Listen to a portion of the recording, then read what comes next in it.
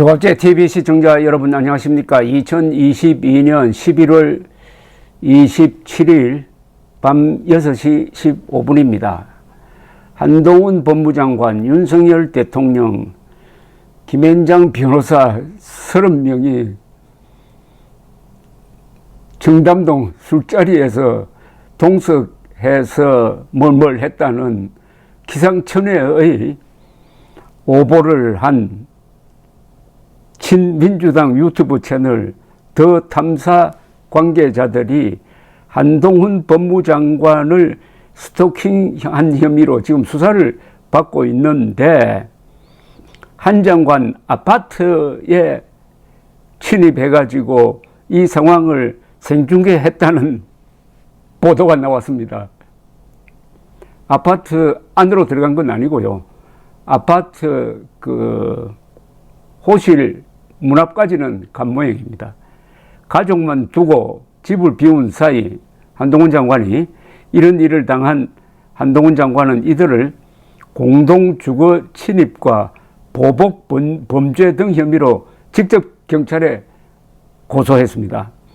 오늘 더 탐사 생중계 영상과 경찰 취재 등을 종합하면은 오늘 오후 1시쯤 더 탐사 진행자와 일당 4명이, 지금 이거 조선닷컴 기사입니다. 일당이라고 그랬습니다. 이건 기자도 아니다 이거죠. 일당 4명이 서울 강남구 한 장관 아파트에 찾아갔답니다. 남자 3명에 여자 1명이 화면에 나온다고 합니다. 여기에 촬영자는 따로 있는 것으로 보입니다. 일당은 조선닷컴 기사가 일당이라고 그랬습니다. 취재진도 아니고 일당은 아파트 단지 정문은 물론 한 장관이 사는 동 공동 현관까지 통과를 했고, 한 장관 자택 호실이겠죠. 호실 문 바로 앞까지 도달을 했답니다. 이 과정에서 한 장관이 거주하는 층과 자택 위치 등이 그대로 노출됐다고 합니다. 요거 2003년에 있었던 일이 생각납니다. MBC가 칼 858 김현희 씨를 가짜로 모는 분위기에 편성해가지고 김현희 씨가 숨어 살고 있는 아파트를 화면에 비춰주고 문을 두드린 적이 있습니다. 북한 동강 정권이 가장 죽이고 싶어 하는 테러의 위험에 노출된 상황을 지금 연상하게 합니다. 이들은 일당이라고 그러네요. 일당은 배를 누른 뒤 한 장관 계십니까? 더 탐사에서 취재 나왔습니다라며 한 장관과 면담을 요구했다고 합니다. 당시 한 장관은 외출 중이었고 한 장관 가족들만 집에 있었다고 합니다. 이들은 이렇게 문 앞에서 한참 서성이며 한 장관을 부르다가 집에 없는 것 같다며 아파트에서 빠져나갔다고 합니다. 영상을 보면은 한 장관 집으로 배달된 물건을 살펴보는 모습도 나온다고 합니다. 이후 경찰이 출동했고 귀가한 한 장관이 현장에서 직접 더 탐사 일당을 공동주거 침입과 보복 범죄 등 혐의로 경찰에 고소한 것으로 알려졌습니다. 형법 319조 1항은 다른 사람의 주거에 침입한 경우에 3년 이하의 징역 또는 500만 원 이하의 벌금에 처한다라고 규정하고 있습니다.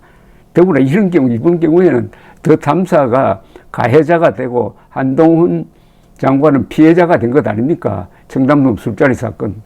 가해자가 피해자를 이렇게 또 괴롭힌다? 이거 가중처벌해야 됩니다. 이러한 행위를 2명 이상 공동으로 했을 경우에는 공동주거 침입죄가 성립되어 가지고 5년 이하 징역형을 받는다고 합니다.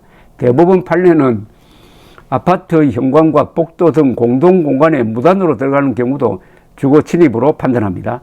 대법원은 2009년 아파트의 엘리베이터, 공용계단, 복도 등 공용 부분도 그 거주자들의 사실상 주거의 평온을 보호할 필요성이 있어 주거 침입죄의 객체인 사람의 주거에 해당한다며, 그러한 주거지의 거주자의 명시적 또는 묵시적 의사에 반하여 침입하는 행위는 주거 침입을 구성한다고 판결한 바가 있습니다.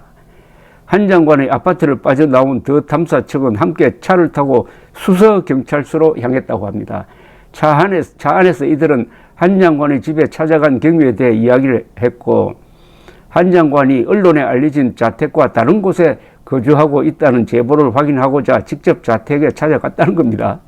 그러면서 자신들이 공동현관을 통과하지 못하고 있자 한 입주민이 열어주겠다고 비밀번호를 눌러주어 공동현관을 통과했다고 주장하면서 당시 상황을 상세히 설명을 했습니다. 다만 이들이 공개한 한 장관 자택 방문 생중계 영상엔 이 같은 내용이 포함되지 않았다고 합니다. 한 장관 집 앞에 쌓인 택배가 특정 온라인 쇼핑몰에서 주문한 제품인데 택배 수취인이 전부 한 장관의 부인 이름으로 되어 있다며 한 장관은 온라인 쇼핑을 잘 안 하나 보다. 한 장관은 주로 이름 없는 머플러 같은 걸 하던데 이것도 우리가 파보고 있다. 부인 이름으로 쇼핑을 할 수도 있다 등의 대화를 나눴다고 합니다. 한 장관이 아마 더 탐사 취재진이 집에 방문했다는 이야기를 알게 되면 가만히 있지 않을 것이다. 우리는 불법적인 방법으로 접근하지 않았다. 이번엔 고소나 신고에 신중을 기해달라고 경고하기도 했습니다.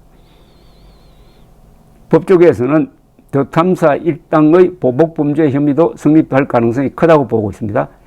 왜냐하면 더 탐사는 지난 9월 한 장관 퇴근길을 한 달 가까이 스토킹한 혐의로 고소를 당해가지고 수사를 받는 중이기 때문입니다. 한편 더 탐사 측은 수서경찰서를 찾아간 모습도 생방송으로 내보냈다고 합니다. 뭐 이 정도로 하고, 이 방송이 김의겸 거짓말쟁이, 기자 출신의 거짓말쟁이 김의겸과 또 뭐 같은 통속이 돼 가지고 이것 가지고 또 국회에서 어떻게 또 질문을 하고 나올지 가관입니다. 이 뒤에 민주당 세력이 있으니까 이렇게 강 크게 하는 모양인데, 그래도 대한민국 법이 살아 있으니까 여기에 맞는 적절한 응징이 있을 것이라고 생각합니다. 그러나 국민들 여론조사를 하면은 잘한다, 더 탐사 속 시원하게 잘한다고 하는 사람이 한 30%는 넘지 않을까 하는 그런 생각이 듭니다. 당대표와 최고위원과 대변인이 돌아가면서 거짓말을 하고 있는 더불어민주당, 더불어 거짓말당, 입만 열면 거짓말하는 이 정당의 지지율이 32%나 되고, 이 정당에 대한 호감도가 국민의힘보다 높고 30%를 넘습니다. 우리 국민들의 30%는 선악 구분 능력에 문제가 있다는 거죠. 하나 위안이 된다면 그래도 한 70%는 분별력을 갖추고 있다고 봐야 될까요? 30%는 문제고 70%는 그래도 희망이 있다. 그러면 이런 대한민국은 아직도 희망이 있는 겁니까? 감사합니다.